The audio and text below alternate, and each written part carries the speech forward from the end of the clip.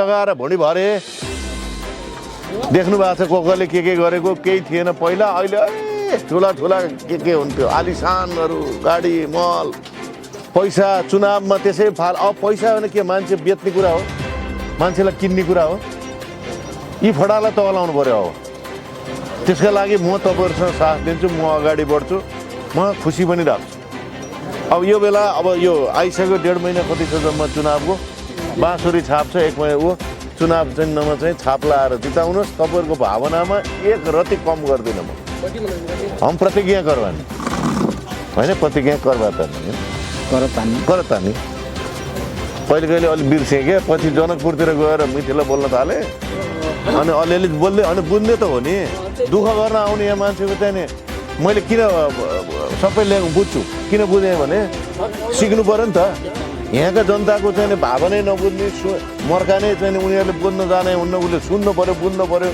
अनि बल्ल न्याय दिनु पऱ्यो नि त होइन यहाँ त आए हाकिम बने आए खाए गए अनि मधेसमा चोर भन्ने पाइन्छ म त त्यो होइन नि त त्यही भएर म यहीँ आएको छु तपाईँहरूको आशीर्वाद तपाईँहरूको सद्भाव तपाईँहरूको माया छ मलाई 12 किन सुनेको भन्नु होला भने इन्सपेक्टरमा नि यहीँ बसेँ दुई पटक एसपीमा नि यहीँ बसेँ सबैलाई न्याय गरेर गएँ एसएसपी पनि यहीँ बसेँ नारायणीमा 5वटै जिल्ला गरेर अनि जनकपुर पनि बोलाएको थिएँ जनकपुरमा एसपी भएर बसेको तर यहाँ म धेरै बसेको नि त पहिला चाहिँ नि इन्सपेक्टरबाट पहिलो पोस्टिङ मेरो 12 भएको 12 भएको त्यही भएर मेरो माया छ पहिलेदेखि नै यहाँसँग इभन त्योभन्दा अगाडि म एसएलसी दिएर पनि यहीँ बसेको थिएँ यहाँ कलैयाको तपाईँको सनी भन्ने छन् एकजना सनी भन्ने चुनाव नि लडेको थियो त्यो बाटो उसको के कति नाम हो कर यसैको कर कार्यालय थियो त्यहाँ म इन्सपेक्टरमा 2 पटक बसेको हुनाले मलाई माया छ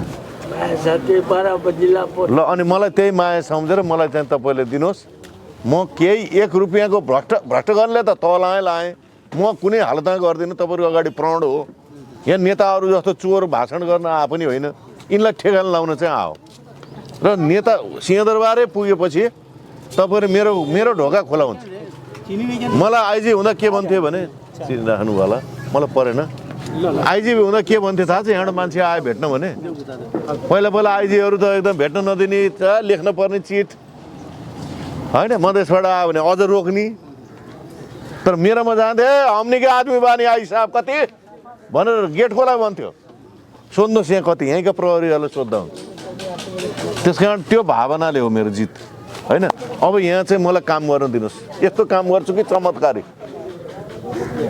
भएको बजेट राम्रो गर्ने सरसफाइ गर्ने तपाईँहरू हामीसँग हिँड्ने स्वास्थ्य र सेवा अरू विषयहरू हामीले फ्री गरेर जाने गर्न सकिन्छ क्या बजेटले दिन्छ बाहिरबाट बजेट पनि ओहिरिन्छ जनकपुरमा के भयो भने त्यो सबैलाई तह लगाएँ मैले डिएसपीको घटुवा नि गरेँ डिएसपी मिल्ने खाने रहेछ दुनियाँ गरेर बुझ्नु भएन अब त्यहाँ के भयो भने सुशासन भएर त्यसपछि तपाईँको चाहिँ नि त्यो सुशासन र सुरक्षा भयो भने यो इन्भेस्टमेन्ट आउँछ नि त यो त सबैले गर्ने त्यही हो अनि एडिबीले आएर त्यो तपाईँको त्यो इन्टिग्रेटेड त्यो छ नि बृहत्तर जनकपुर भन्ने सुरु गर्यो क्या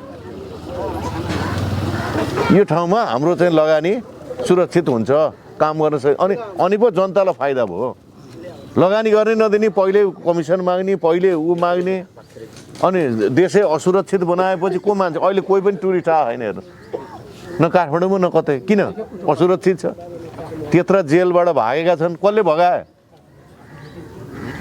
त्यत्रा हतियारसहित दुनियाँ दुःख गरेर राखेको होइन कसले भगाए हो प्रशासनले भगाए प्रशासन सहित साथ दिने को छन् मैंने इस जिला में भीना ला दी एकदम 12 जिला में के यहाँ के रहस्य सब इनका मालूम है तू बोलता कुर्सी पे हुआ ना ठीक बा फोटो ताने के बाद होता फोटो तू बात करना फोटो देखे हो तो बाबा मीडिया तिमीले ए सन्तोष टिप्यौ टिपिसक्यो माया ममता टिपिसक्यो सर तर अहिले त्यहाँ कुरा भोटको त फागुन 21 गते छ होइन बिचमा पनि त मैले आउनु पर्छ आउँछु म यहीँ बस्छु आइराख्नु पर्छ एकदम आउँछु मलाई हेर्नु हृदयले भने म कतिपल्ट यहाँ आउँदा हिजो अस्ति पनि यहाँ छ नि गढीमाई गयो, गढीमाई त थुप्रै आउँछन्। पटक पटक आउँदा 12 आएको हुन्छु, वीरगन्जबाट 12। पहिला बिचबिचमा नि चुनाव लड्ने भन्ने त थिएन, नभए यसो नमस्कार गर्न आउँथेँ होला। जो भेट भयो गएँ म। अब अहिले बाध्यताले आएको छु, मैले भने त ढाँट्नु पर्दैन मलाई, नत्र यहाँ आइरहन्थेँ म। 12 आउने अनि तल जाने अनि यसो आउने, आफूले आएको कुरा आयो भने अनि वीरगन्ज आउने बसेको, त्यो टाढो आयो 12 आयो अनि आफूलाई मन लाग्यो नि फेरि फर्किन्थेँ। अब त्यत्तिकै कता कता जाउँ गाउँ गाउँ। अब अहिले के भने चुनावको उसले पनि पर्यो, म यहीँ हुन्छु। र मैले एउटा अर्को प्रण तपाईँहरूसँग यत्तिको हुनुहुन्छ मेरो होइन उहरू, यो 4 नम्बरबाट चाहिँ नि एक उत्कृष्ट सर्वोत्कृष्ट बनाउने गरेर विकास निर्माण म गर्छु, त्यति दम छ मसँग। त्यो त विश्वास हो सर। 1 नम्बर देशैभरिको 1 नम्बर बनाउने गरेर 4 नम्बरलाई बनाउँछु, किन यो त लाइफ लाइन पनि हो। तपाईँको यहाँदेखिको त्यत्रो चाहिँ फुड सप्लाई हुने, काठमाडौँसम्म जाने सप्लाईहरू, औद्योगिक कोरिडोर भएभरको छ नि त यहाँ, राम्रो गर्न सक्छ। यहाँ त धेरै सकिन्छ सम्भावना। सिमरा एयरपोर्टदेखिको राम्रो, उदेखिको अब एउटा निजगढ राम्रो बनाउन सकेन, अहिले चाहिँ कत्यौँ वर्ष भयो। म भट्टाभट काम गर्छु। त्यो के फिल्म भन्छ नि त्यहाँ कसले, अनिल कपुर भने, त्यसको बाफो यहाँ हेर्न आइदिएँ भनिदिन्थेँ मैले पहिला के काम गर्दा। अब यो मलाई राजनीति मार्फत विकास निर्माण त्यो बाफ गरेर देखाउनु पर्यो। मोदीजी ऐसा गर्ला, मोदीजीको बाफ त बाबा बाटै यहाँ, तर गर्ने के टाइम पुर्याइदिनु त पर्यो नि त। मलाई ठाउँमा पुर्याइदिनुहोस्, म काम गरेर देखाउँछु। अब एक थरी के आयो फेरि भने भाइहरूलाई त थाहा छ, यहाँ हेरेछ 10-15 वर्ष विदेश बसेँ न, माओवादीको बेला नै भागेँ।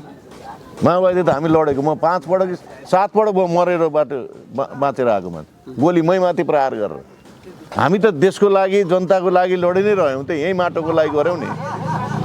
यहीँ थियो शक्ति सिंह भन्ने तपाईँले सुन्नुभयो होला, शक्ति सिंहको बरियारपुरको हो नि, हो त्यही बेला म हो।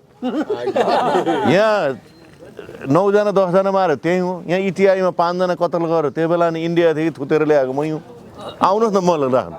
विप्लव र अझ हाम्रो सिके राउत नि भेटिन्छ नि कहिले कहिले, वा सर्वेन्द्र सर भन्छ, मै हुँ।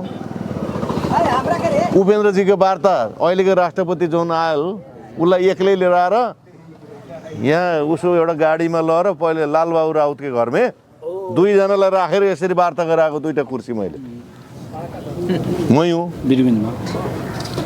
बाटो पिच गर्ने भन्सारको अगाडिको यत्र खाड्ल थिए, मै हुँ। मैले यति गरेको छु कि सरसफाइदेखि उदेखि ढल सफादेखि होइन, जनकपुरको त्यत्रो मन्दिरको सफाइ 150वटा घर मैले डङ सबैले चाहिँ खाएर रहेछन्, सरकारी जग्गाको वरिपरि लुटेको मैले जम्मै। त्यो फेरि मन्त्री हुन हेर, मन्त्रीले सांसद मन्त्रीहरूको थियो वरिपरि, जम्मै लखडेमै सांसद न मन्त्री। अब यो स्पिरिट छ, मलाई यो सेवा गर्ने मौका दिनुहोस्, म गरेर देखाउँछु। मेरो लोभ के हो, म यो देखाएर एकपटक 12 जिल्ला 4 नम्बर, एउटा जिल्लै राम्रो बन्न गइहाल्छ, त्यसपछि अर्को कुरा भयो। देशै राम्रो बनाउने पनि हुटुटी छ, तर पहिला यो ठाउँमा जुन छ यो 4 नम्बरलाई सर्वोत्कृष्ट बनाइदिएपछि होइन, त्यसपछि देख्छ नि के रहेछ भन्ने कुरो। 4 नम्बर क्षेत्रमा जनता त यसमा धेरै छन् सर, धेरै पोलिटिसियन पनि आउँछन्, तर यो क्षेत्रमा जो आए पनि जितेर गएपछि फेरि फर्केर आउँदैन। त्यो हो, त्यही नभएर कायदा भयो नि त। अब मलाई एकदम बहुत ठिक हो गयो, क्योंकि हम म त इन्सपेक्टर पनि 2 पटक आएँ, बात बोल्ले।